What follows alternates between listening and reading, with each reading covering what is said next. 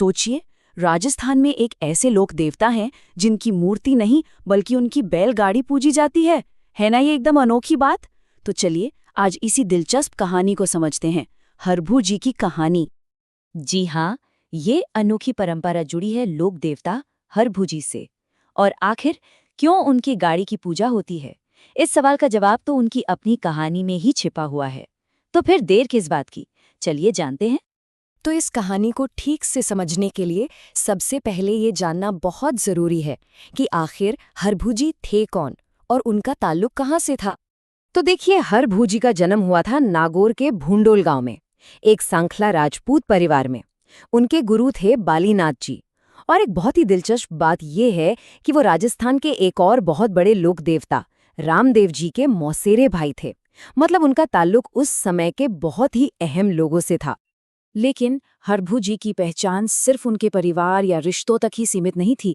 उनके पास कह सकते हैं, एक बहुत ही खास हुनर था, एक ऐसा ज्ञान जो उन्हें सबसे बिल्कुल अलग बनाता था। वो माहिर थे शकुन शास्त्र के।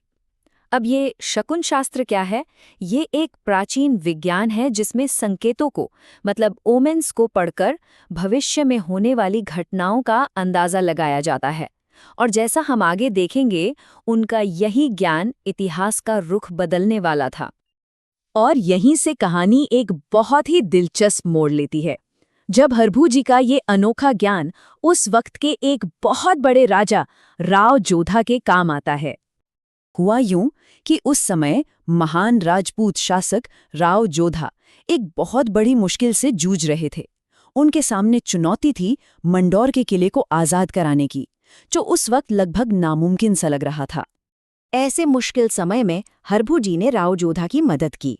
उन्होंने राव जोधा को आशीर्वाद के तौर पर एक कटार दी और कहते हैं कि इसी आशीर्वाद और हरभू जी के मार्गदर्शन की वजह से राव जोधा मंडौर को जीतने में कामयाब हुए।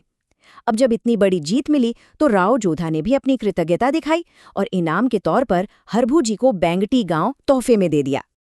और राव जोधा का दिया हुआ यही तोहफा, यही गांव हरभू जी की विरासत का केंद्र बन गया। यहीं से उनके सम्मान की कहानी और आगे बढ़ती है। जी हाँ, जोधपुर का वही बेंगिटी गांव जो उन्हें इनाम में मिला था, आज वहीं पर उनका मुख्य मंदिर है और आज भी उनकी पूजा और विरासत वहीं पर जिंदा है। राव जोधा की इस तरह मदद करने के बाद सांखला राजपूतों ने उन्हें अपना आराध्य देव मान लिया। आराध्य देव मतलब अपने कुल के सबसे प्रमुख, सबसे पूजनीय देवता। और बस यहीं से उनकी पूजा की वो अनोखी परंपरा शुरू हुई जिसका जिक्र हमने एकदम शुरुआत में किया था। एक ऐसी पूजा जिसमें कोई मूर्ति है ही नहीं। उनके मंदिर में किसी सोने चांदी की मूर्ति नहीं है, बल्कि उसी साधारण बैलगाड़ी की पूजा होती है जिससे वो बेसहारा लोगों की और बीमार गायों की सेवा किया करते थे। ये गाड़ी इस बात का प्रतीक है कि उनके लिए कर्म ही सबसे बड़ी पूजा थी, सेवा ही सबसे बड़ा धाम था। तो हरभू जी की ये कहानी हमें सोचने पर मजबूर करती है कि किसी देवता की गाड़ी की पूजा करना उनकी विरासत के बारे में आखिर क्या बताता है। शायद यही कि सच्ची भक्ति किसी मूर्ति में नहीं बल्कि उस काम में है जो दूसरों की भलाई के लिए किया जाए। उनकी विरासत ये सिखाती है कि सेवा का एक साधारण सा साधन भी सबसे पवित्र चीज बन सकता है।